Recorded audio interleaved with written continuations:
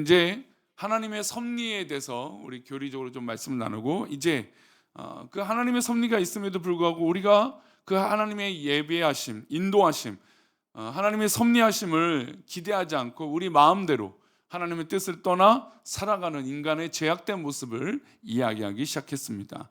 하나님의 뜻에 대해서 반역하고 하나님의 계획과 하나님 말씀에 떠나 있는 것을 우리는 죄라고 얘기한다는 것을 알고 있습니다. 그래서 죄는 하나님 앞에 나쁜 것이고, 죄는 행동으로도 나쁜 것이다. 그리고 그 마음으로도 나쁜 것이고, 또 무엇보다 죄는 하나님의 뜻에 대해서 등을 돌리는 것이 바로 죄다라는 것을 우리 지난 명절 전에 우리 수요일 말씀 가운데 나누었습니다. 오늘 이어서 이 죄가 하나님에 대해서 반역인데 왜 반역이 되는가에 대해서 이야기를 계속하고 싶습니다. 예전에 그 연극 무대에 한 편이 올라간 적이 있어요. 단막으로 올라간 기억이 나는데, 그 연극의 주제는 뭐였냐면 예수님을 모셨던 당나귀, 나귀 이야기였습니다. 이 나귀 이야기였는데 이게 무슨 내용이었냐면, 예수님이 어린 나귀를 데리고 오라고 해서 제자들이 그 어린 나귀를 끌고 오게 됩니다. 그리고 예수님께서 하나님의 말씀대로 나귀 위에 앉으셔서 예루살렘에 입성을 하시죠. 근데 예루살렘에 입성하실 때 모든 사람들이 무슨 나무 가지를 흔들죠? 종려나무 가지를 흔들면서 예수님을 향해서 뭐라고 외칩니까? 다윗의 자손이여 찬송하리로다. 예수님의 이 예루살렘 성에 입성하시는 그 장면, 성전으로 올라가시는 그 장면에 모든 사람들이 종려나무 가지를 흔들며 환호하고 기뻐했다는 장면입니다. 근데 이 연극, 이 단막극에는 어떤 내용이냐면, 예수님을 이 주제로 하는 게 아니라 이 나귀를 주제로 해서, 이 나귀가 주변 사람들이 막 환호성을 치니까 자기를 향해서 박수를 치고 찬송하는 줄 알고 착각을 했던 거예요. 그래서 이 나귀가 어깨에 힘이 올라가기 시작한 거죠.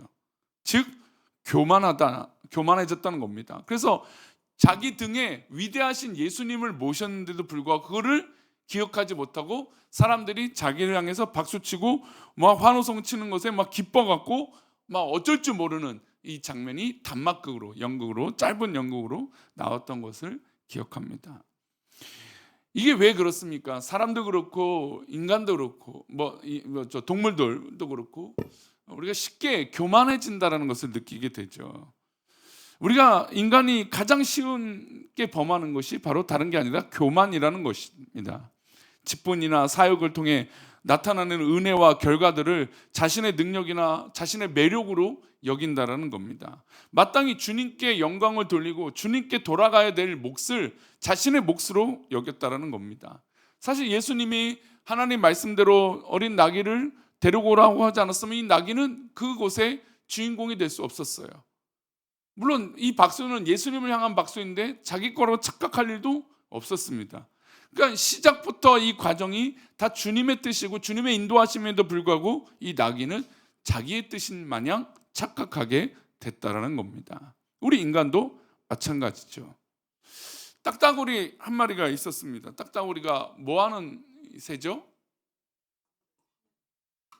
나무를 파서 정말 말 그대로 딱딱거리면서 사는 새입니다. 그런데 이 딱따구리가 하루 종일 나무에 붙어서 딱딱딱딱딱 나무를 패고 있는데 마침 그 나무가 감나무였어요. 그럼 나무를 패고 있는데 뭐가 떨어졌을까요? 마침 감나무가 떨어진 거예요. 그러니까 이 딱따구리가 착각을 한 거죠. 나 때문에 능력이 이런 내가 힘이 있어갖고 이런 이 열매도 떨어뜨린다, 능력이 있다. 근데 사실 딱따구리가 아무리 얼마나 쪼아봤자 얼마나 큰 힘이 있겠습니까? 물론 진짜 어떤 확률로도 딱딱이의 그 쪼는 힘으로 떨어질 수도 있겠지만 대부분 잘 익어서 때가 되면 떨어지죠. 그것을 뉴턴이 발견한 만유인력, 중력 이런 거겠지만 그 힘 때문에 떨어지는 거겠지만, 그러나 이 딱따구리는 착각을 한 거예요. 내가 이렇게 쪼아갖고 이 열매가 떨어졌다라고 하는 것이죠. 그러면서 이렇게 말합니다. 딱따구리가 내 부리의 힘이 이렇게 셀 줄 몰랐네, 그런 거죠. 착각한 거죠. 여러분, 교만은 또 특별히 믿음의 백성들이 가장 하나님 앞에 실수하는 게 바로 이런 착각이에요. 팀 스포츠를 보면 어느 한 사람만 잘한다고 해서 그 팀이 막 우승을 하고 변화되진 않아요. 물론 그 팀에 새 활력소를 주고 뭐 어떤 정말 입지적인 선수가 그 팀의 색깔을 바꿀 수는 있습니다. 하지만 수비수가 있고 뭐 축구로 따지면 또 미드필더가 있고 공격수가 있습니다. 그리고 골키퍼가 있죠. 아무리 뭐 잘한다 골키퍼가 형편없어 봐요. 그럼 어떻게 되겠습니까? 내가 아무리 골을 잘 넣어도 상대방의 골을 그냥 먹히는 거예요. 그런 일이 안 되겠어요. 수비가 약하면 어떻게 되겠습니까? 자신에게 패스, 자기가 공격수인데 패스해 줄 사람이 없으면 어떻게 될까요? 골을 넣을 수 없는 거죠. 물론 성향에 따라 또 자신의 이 재능에 따라서 수비수로, 골키퍼로, 또 미드필더로, 공격수로는 나뉠 수 있어요. 하지만 이 팀은 하나가 됐을 때 오히려 어떻습니까? 더 힘을 내서 그 팀을 이루게 되는 것을 알 수 있어요. 실제로 이 프로 스포츠의 감독의 역량이 얼마나 될까요? 감독이 할 수 있는 역량 별로 안 된다고 생각을 해요. 대부분 그렇습니다. 선수들도 그렇고 감독도 그래요. 감독도 자신이 팀을 운영하지만 자기가 아무리 대단한 지략적으로 어떤 뭐 전술을 짜고 기술을 해도 뭐 이렇게 해도 결국 누가 잘해야 돼요? 선수들이 잘해야 됩니다. 그러니까 감독의 역량이 사실은 얼마 안 돼요. 근데 중요한 거 있어요. 감독이 이 팀을 어떻게 만듭니까? 하나로 만드는 조율할 수 있는 권한이 있다라는 거예요. 만약에 팀에 도움이 안 돼요. 팀에 뭐 어우러지지 않아요. 그럼 어떻게 될까요? 그 선수를 제외시키는 거죠. 그리고 그 팀에 더 활력을 주고 더 힘을 낼 수 있는 선수로 배치를 하는 겁니다. 그게 이제 선수를 이제 세우고 또 그 포지션에 그 선수를 기용하는 건 누구의 권한인가요? 감독의 권한이에요. 그 모든 것들은 선수들이 하지만 그거 하나 감독이 하는 거죠. 그래서 선수들이 나중에 아무리 뭐 멋진 골을 넣고 와서 그 공을 누구에게 돌릴까요? 감독이나 팀에게 돌리죠. 그걸 잘하는 우리나라 선수가 있어요. 우리나라 선수 누군지 아세요? 손흥민이 그래요. 영국에서 그렇게 성공한 선수가 인터뷰할 때마다 팀이고 감독에게 칭찬하는 거예요. 그래서 어느 날 기자가 아니 당신이 이렇게 잘한 건데 왜 맨날 남에게 이렇게 공을 돌리냐. 그래서 늘 뭐 예전에도 했던 이야기 유명한 얘기를 하면서 이런 얘기를 하죠. 팀보다 위대한 선수는 없다. 그러면서 자기가 이렇게 할 수 있는 건 좋은 선수들이 지금 함께 뛰고 있기 때문에 내가 이렇게 잘할 수 있는 것이다 라고 끝까지 겸손해 갖고 어떤 영국 언론에 그 이슈가 됐던 이야기가 있습니다. 근데 이 모든 뭐 딱따구리도 그렇고 나기도 그렇고 뭐 지금 축구 얘기를 해서 그렇지만 여러분 이 내용의 가장 우리의 가슴에 찔리는 것은 인간이 하나님 앞에 교만한 것이 이렇게 큰 문제가 될 수 있다는 거죠. 저는 어릴 때부터 느꼈던 것 중에 하나가 이제 제가 목사로 꿈을 꿨잖아요. 목회자로 꿈을 꾸는데 교회 안에서 문제를 일으키는 경우들이 있어요. 어떤 일들이 문제가 있었냐면 중직자나 목회자의 가정의 이 자녀들이 교회 안에서 문제가 되는 경우들을 자주 봤어요. 그리고 실제로 그래요. 그럼 왜 그랬을까? 왜 그럴까? 그 이유는 다른 게 아니죠. 아무래도 교회 목회자가 목사님, 담임 목사가 뭐 성도들에게 존경을 받고 또 칭송을 받고 또 섬김을 받고 하다 보니까 아무래도 좀 앞에 있는 모습들이 자녀들에게 끼쳐지죠. 그리고 목회자는 또 목회자의 심정을 좀 들여다보면 목회자는 아무래도 어려운 시기들을 보내잖아요. 정말 가난한 시기들을 보내고 어려운 시기들을 보내고 힘든 시기들을 보내요. 그래서 자녀들에게 어떤 마음이 드냐면 늘 짠한 거예요. 본인이. 그러니까 자기는 어릴 때 어려움의 시기절 때 전도사 때나 뭐 부목사 생활을 할 때 어려우니까 그래서 그 어려움이 아이들에게 있으니까 참 마음이 늘 그게 짠한 거죠. 그래서 혼을 내고 좀 뭔가 훈육을 해야 되는데 어떤 마음이 들어요? 짠한 마음이 들어서 훈육을 못 하는 거예요. 이해가 되죠. 그러다 보니까 교회 안에서는 담임 목사님의 영화, 기쁨, 칭송들이 마치 자기의 어떤 그런 권한인 줄 알고 착각을 해서 제멋대로 이 자녀들이 또 중직자의 자녀들이 활기를 쳐서 교회를 문제를 일으키는 경우들을 종종 봅니다. 근데 이 얘기가 이제 더 나아가서 지금 한국 교회에 가장 큰 문제가 있어요. 그게 뭐냐면 이제 대를 잇는, 그러니까 후대를 잇는 이 교회들이 점점 없어요. 그러니까 지금 자녀들을 얘기하는 게 아니라 이제 농어촌만 가도 교회가 있는데 후임 담임 목사를 구하지 못해서 교회가 굉장히 어려운 가운데 있다라는 얘기를 하게 돼요. 서울에도 지금 그렇습니다. 서울에도 어려운 교회들이 있는데 그 어려운 교회에 담임 목사 청빙 자리가 없어갖고 이게 담임 목사를 오질 않는 거죠. 어려운 교회를 가질 않는 거죠. 그래서 교회들이 그냥 아직도 못 구해서 우리 시차례에도 지금 후임자가 지금 한 3, 4년째 계속 문제가 생기고 조금 건강한 교회인데도 좀 성도들이 있는 교회도 계속 문제가 생겨갖고 어려움을 겪고 있는 경우들이 있어요. 그래서 우리 교단이 어떤 걸 지금 얘기를 하고 있냐면 선택적, 그러니까 도시 교회들 말고 지방에 있는 이 농어촌 교회들은 자녀들, 자식들이 목회를 한다면 그걸 좀 인정해 주자, 그 부분은 좀 열어두자, 이제 이런 이야기들을 2년 전, 3년 전부터 하기 시작합니다. 그 얘기는 뭐냐면 어려운 교회 가서 목회하는 사람들이 없기 때문에 그럴 거고, 또 하나는 그 담임 목사님과 가장 비슷하게 목회를 할 수 있는 사람이 누굴까? 문제가 없다면 자녀가 아마 가장 비슷할 거다. 실제로 좀 그런 이유로 자녀들을 목회자로, 담임 목사 자리로 청빙하는 경우들이 굉장히 많아요. 왜냐하면 목소리도 비슷하죠. 좀 성향도 비슷하죠. 그러니까 뭐 지금 초대형 교회도 후임자가 자녀인 교회들이 있어갖고 좀 문제가 되는 경우들은 있지만, 어쨌든 지방에 있는 교회들은 좀 그런 면에서 좀 오픈하자, 그런 거죠. 근데 어쨌든 예전에는 그게 너무 문제였어요. 교회 담임 목사 자녀들이 교회마다 어려움이 있어갖고 막 그거 갖고 교회마다 설왕설래가 많았죠. 근데 최근에는 좀 그런 면이 좀 많이 줄어든 것 같아요. 오히려 목회자가 없어갖고 힘들다, 어렵다라는 얘기들이 있죠. 근데 이런 얘기 가운데도 가장 중요한 건 뭡니까?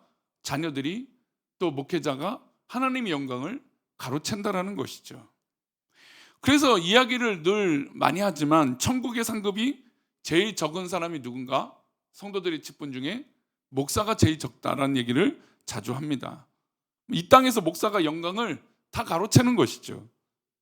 저도 늘 이런 얘기를 할 때마다 가슴이 찔립니다. 저도 우리 성도들의 사랑을 너무너무 많이 받고 있고 참 존경을 많이 받고 있어서 참 행복한 목회를 하고 있습니다. 근데 그럴 때마다 드는 생각은 여기에 함정이 있다는 걸 늘 생각을 해야 돼요. 이것이 나에게 교만함이 되면 안 된다. 이것이 나에게 하나님 앞에 불순종이 되면 안 된다. 근데 그럼에도 불구하고 인간의 교만함이 그러냐 이거죠. 쉽지 않죠. 저도 열심히 많이 노력하겠습니다. 교만하지 않고 하나님 뜻을 떠나지 않도록 열심히 한번 해보겠습니다. 그러나 인간이 장담할 수 있을까요? 라는, 제가 뭐 얘기를 종종 드리잖아요. 목회자가 장담하다가 꼭 넘어진다고. 강단에서 꼭 하지 않아도 되는 얘기를 굳이 해갖고 꼭 그것 때문에 넘어진다고. 저도 그럴 가능성이 분명히 있을 건데, 하여튼 교만하지 않도록 열심히 노력하고 우리 이 예배를 드리는 우리 성도들도 그렇게 되기를 축원합니다. 이 이야기를 왜 이렇게 장황하게 많이 하느냐? 인간은 하나님의 영광을 늘 가로채기 때문에 그래요. 우리 로마서 3장 23절 다시 한번 읽어볼까요? 모든 사람이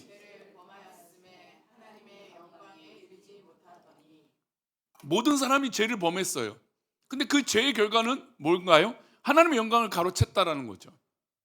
하나님께 영광을 돌리고 하나님이 하신 것인데, 어린 나귀를 이끌어 오게 하신 것도 예수님이고, 그 딱따구리를 창조하신 분이 우리 하나님이시고, 그 팀을 만드신 것도 하나님이고, 이런 목회를 하고 있고 이런 예배를 드리고 있는 건 하나님의 인도하심인데, 인간이 죄를 저질러서 그 하나님의 영광을 가로챘다라는 것이죠.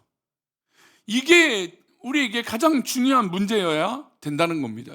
죄의 의식이에요. 우리가 하나님의 영광을 가로치는 것을 굉장히 두려워하고 염려해야 돼요. 물론 우리 한국 사회는 너무 겸손하려고 해서 문제가 되기도 합니다. 무슨 얘기하면 아닙니다, 막 손사래 치면서 아니에요, 제가 한 거 아니에요, 막 이럽니다. 근데도 희한하게 교만한 경우들이 참 많잖아요. 그러면서 손사래를 치면서도 교만한 거예요. 그러니까 이제 이게 아무래도 유교적 영향을 받아서 그렇죠.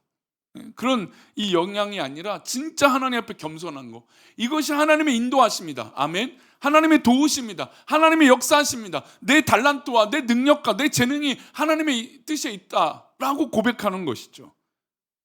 그래서 언제든지 늘 우리는 기억해야 됩니다. 우리가 모두 죄인인데 그 죄의 결과는 하나님의 영광을 가로챘다는 것이죠. 그래서 참 요즘 저는 신나는 목회를 하고 있어요. 얼마나 우리 어른들, 우리 장년부 참 감사하고, 우리 상공사공 참 감사하고, 또 우리 아이들 참 감사하고, 청소년들 또 감사하고, 얼마나 감사한 이유가 많은지 몰라요.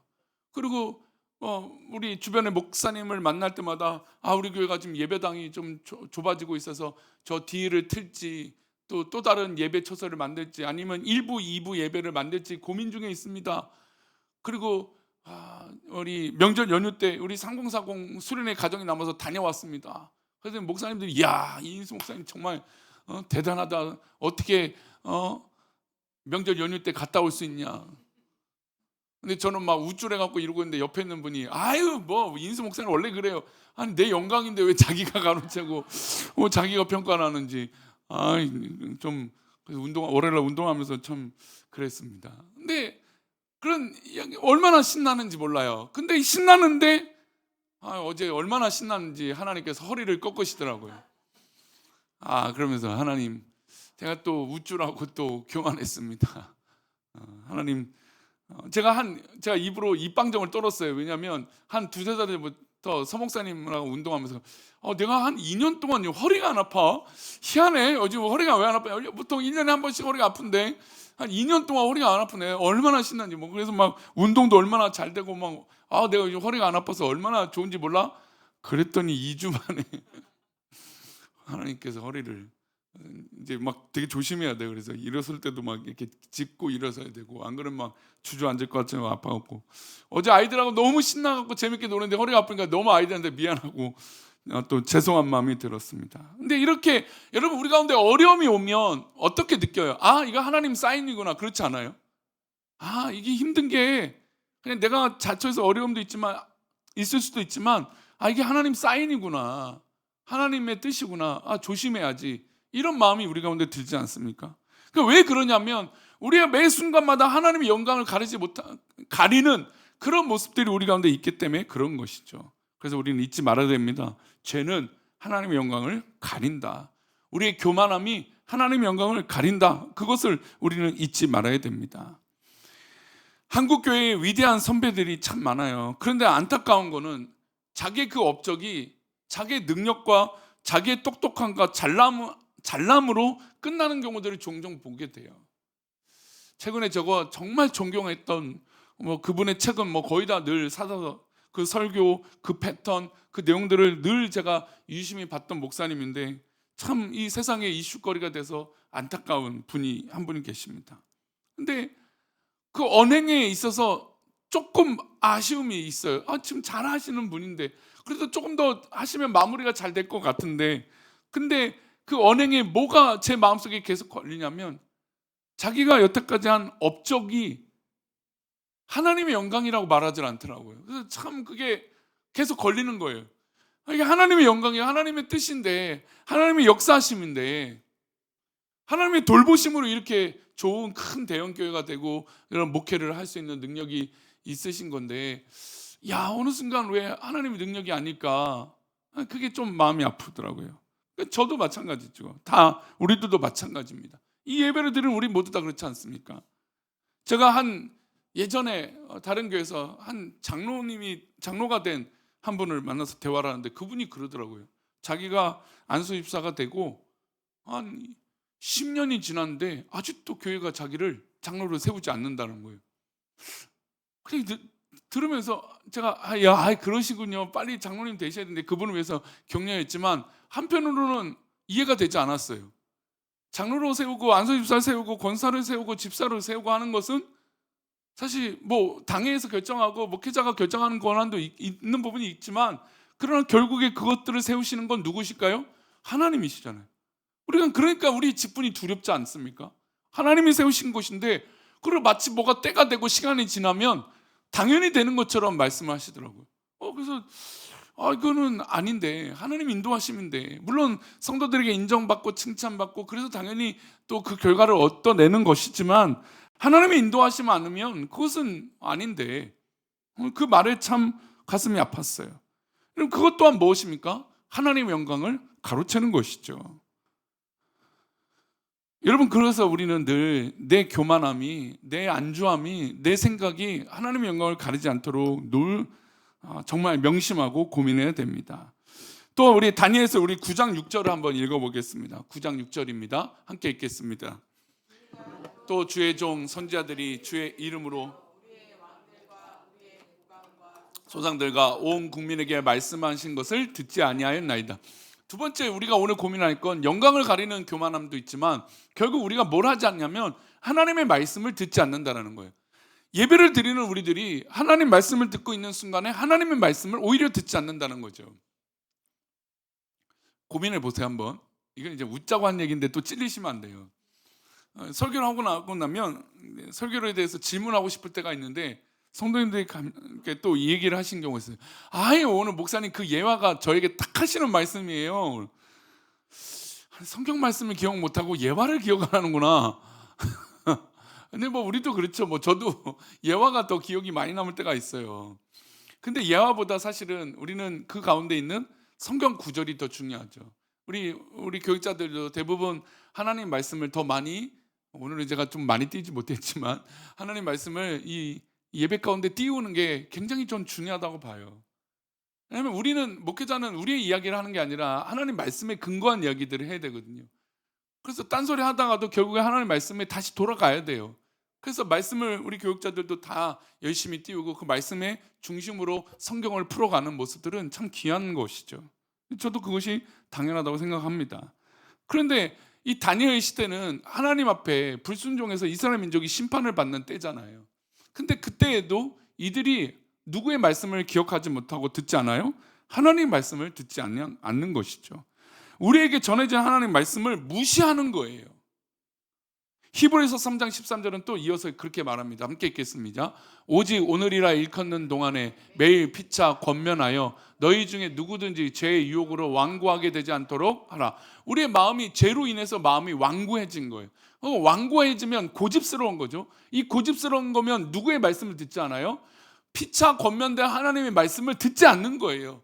우리의 마음이 고집스럽고 완고하니까 하나님의 귀한 말씀을 나의 말씀으로 순종하고 받아들여야 되는데 그러지 않는다는 것이죠. 여러분, 죄악의 시작은 하나님 말씀을 떠나고 하나님 말씀을 멀리하는 것입니다. 그리고 듣지 않는 것이죠. 여러분, 유명한 실화가 하나 있어요. 타이타닉호 하면 우리가 잘 알고 있습니다. 1912년에 이 배가 침몰하게 되죠. 근데 이 배가 이제 항로를 땅에서 가는데 먼저 가던 배, 그리고 이 주변에 항로를 가고 있던 작은 배들이 이미 있었어요. 근데 그 배들이 이 빙하를 만나는 그 시점에서 서로 연락을 하게 되어 있습니다. 그래서 지금 어느 길을 가고 있는데, 어느 자도로 가고 있는데 좀 얼음이 있다, 빙산이 있다, 조심해라, 이런 얘기들을 합니다. 작은 배들이 그래요. 그래서 이 배들에게도 타이타닉호가 연락을 받았어요. 연락을 받고 앞에 빙하가 있으니까 조심하라. 근데 이 선장이 그걸 무시하기 시작한 거예요. 야, 우리 배가 얼마나 큰데 빙하쯤 괜찮아, 이런 생각에. 그리고 지금 이 안에 배에 타고 있는 사람들이 얼마나 대단한 사람들이 타고 있는데 이 사람들하고 지금 즐기고 파티하고 이런 일, 이 얼마나 대단한 일들을 앞두고 있는데 지금 어디 향로를 바꾸고 우린 괜찮을 거야 라고 선원들에게 얘기를 했다라는 거죠. 실제로 이 타이타닉호가 이제 침몰하고 나서 수많은 사상자가 나잖아요. 죽게 되잖아요. 그리고 그를 이제 조사했던 그 주변에 있던 잭 필립스라고 했던 이 해양사한테 치조를 했더니 선장이 그렇게 말했다라는 거예요. 앞에 거대한 빙산이 있는데 그걸 무시해도 괜찮다. 그러니까 지금 이 주변의 배들이, 먼저 갔던 배들이 무전을 해갖고 조심하라고 사인이 있었는데 그 사인을 다 무시했다라는 거예요. 결국 어떻게 됩니까? 그 배는 결국 침몰하게 되죠. 별거 아닌 거라고 생각하고 내 능력에 비해서 이건 아무것도 아니라고 생각할 때 오히려 거기에 위험 요소가 있다는 것을 우리는 잊지 말아야 되는 것이죠. 어떻게 보면 경고는 나에게 귀에 거슬리는 이야기예요. 힘든 얘기죠. 그러나 그 힘든 이야기를 내가 받아들이고 순종할 때 하나님의 말씀의 역사가 일어나는 것입니다. 우리 가운데 혹시 힘든 얘기가 들리거든 그 말씀을 내 자존심이 상하고 내가 화가 나기도 하고 속상하기도 하겠지만 그러나 정직하게 나 자신을 한번 돌아보자는 거죠. 그 말씀이 나를 살리는 말씀인가? 하나님의 말씀인가? 라는 것이죠. 우리 호세아서 4장 2절과 요한일서 3장 4절 말씀을 또 이어서 한번 보겠습니다. 함께 읽겠습니다. 살인과 도둑질과 간음뿐이요 포악하여 피를 뒤엎니라. 죄는 적절하게 허락한 것을 넘어서는 것이에요. 그러니까 죄가 어떻습니까? 저지르기 시작하면 그 선을 넘어서게 돼요. 지금 최근에 한 뉴스에 계속 연일 이슈가 되는 살인 사건이 있어요. 근데 이제 여자 살인자가 남자들에게 약을 먹여서 2명은 죽고 1명은 죽음에서 겨우 살아났던 이야기가 나옵니다. 근데 뭐가 이슈냐면 이 정도 살인자면 얼굴을 공개하고 살인 신상 정보를 공개하도록 요즘은 그렇게 하더라고요. 근데 어제인가 그제 결정에 신상 정보를 공개하지 않는다. 근데 이제 그 이유는 아직 이제 모든 게 이 여자의 짓이냐 아니냐 이게 다 드러나지 않았다. 이제 근거는 있어요. 하지만 그래서 이제 이게 남녀 가르라치기겠지만 여자니까 공개하지 않는 거냐 이러면서 또 이 남자 쪽에서는 또 그렇게 얘기도 하고 하지만 그런 얘기 있습니다. 근데 아니 어떻게 한번 자기 앞에서 쓰러지는 사람을 보고 또 시도하고 그리고 첫 번째 안 죽었잖아요. 안 죽으니까 더 센 약을 준비한 거예요. 야 어떻게 저럴 수 있을까 사람이. 자기 앞에서 거품을 물고 쓰러졌을 거 아니에요? 근데 그걸 보고 살아나는 모습을 보고 다음에 진짜 죽여야겠다라고 더 센 약을 준비하는 용기가 어떻게 있다는 게 너무 놀라워요. 어떻게 이럴 수 있을까? 사람들이 어떻게 이렇게 악해질 수 있을까? 여러분 근데 죄라는 게 한 번 넘어서는 게 어렵지 한 번 넘어서면 어떻습니까? 계속해서 그 선을 넘어서는 게 바로 죄악이라는 것이죠. 그래서 우리가 한 번 죄를 넘어섰을 때 하나님의 경고가 있거든. 딱 정신 차려야 돼. 아, 내가 하나님의 이 사인을 넘어서지 말아야겠다. 말씀 마무리하겠습니다. 여러분 우리가 선을 넘지 말라 이런 얘기를 하잖아요. 선을 넘지 말라. 근데 우리가 사람들 사이에서도 선을 넘지 말라 그 말도 참 중요하지만 우리가 하나님 앞에 선을 넘지 않는 그런 모습이 필요해요. 이 선을 넘지 말라 예화로 많이 쓰는 게 뭐냐면 황금을 낳는 거위 이야기를 많이 씁니다. 한 농부에게 황금을 낳는 거위가 생겼어요. 징으로 생기면 황금 나면 하나의 그 함덩어리가 얼마일까요? 와, 억 단위겠죠. 예전에는 예화로로 몇백만 원이었던 것 같은데 어렸을 때 제가 전도사 때 예화로는 예화로 몇백만 원이었습니다라고 하는 얘기인데 지금 억 단위. 여러분 제가 지난주에 한번 이렇게 어떤 영상을 하나 본 적인데 금리빨 있잖아요. 금리빨 이렇게 구두방이나 이런 데 절대 팔지 마세요. 그거를 어디다 파냐면 금을 측정하는 그 팸을 파는 데 있잖아요. 금은방. 금을 측정하는 기계가 있는 데로 가서 팔래요. 그래서 그 금을 이 치아에 있는 금을 정확하게 판단해서 이 금이 무슨 금인지 그리고 금 함량이 얼마인지 정확하게 나온대요. 그러면 거기는 제대로 된 가격을 받을 수 있대요. 근데 금은 구두방이나 이런 데 가면 얼마 주냐면 2만 원, 4만 원 준대요. 근데 그렇지 않대요. 실제로 진짜 그게 금이면 요즘 10만 원 넘게 받는데요. 20만 원도 받고. 또 금리빨 집에 가서 얼른 찾아보시고 이 설교 듣고 또 이 얘기만 기억난다. 아, 오늘 금리빨 찾아서 금 팔아야지. 그러시면 안 돼요. 하나님 말씀 기억하라고. 금 얘기가 나와서 이 엉뚱한 얘기로 갔네요. 이 거위를 황금을 낳는 거위가 있어요. 얼마나 감사해요. 지금으로 따지면 사실 배를 굳이 가르지 않았을 텐데 그때는 이제 용기가 나는 거죠. 왜냐면 지금처럼 가격이 아니었으니까. 그 예화가 지금 딱 맞는데 지금은 예화가 안 맞는 것 같아요. 금덩어리 하나만 나와도 억 단위 나오니까. 근데 그 당시에는 그렇게 가격이 아니니까. 근데 이 농부가 욕심이 생기고 한 방을 생각을 했던 거예요. 여러분 인간의 욕심은 바로 여기에서 함정이 있죠. 한 방, 한순간에 여러분 우리가 학생들에게 늘 말하잖아요. 꾸준하게 공부하고 열심히 해야 된다. 한 방에 전날 공부한다고 됩니까? 되는 때가 있죠. 근데 되는 사람도 있더라고요, 보니까. 근데 그것은 꾸준하지 않죠. 꾸준한 지식이 되지 않죠. 이 사람은, 이 농부는 배를 갈랐습니다. 당연히 그 뱃속에 황금이 가득할 거라고 기대했는데 있었습니까? 없었습니까? 없었죠. 여러분, 제약의 선이라는 건, 하나님 앞에 선을 넘어선다는 건 바로 이거예요.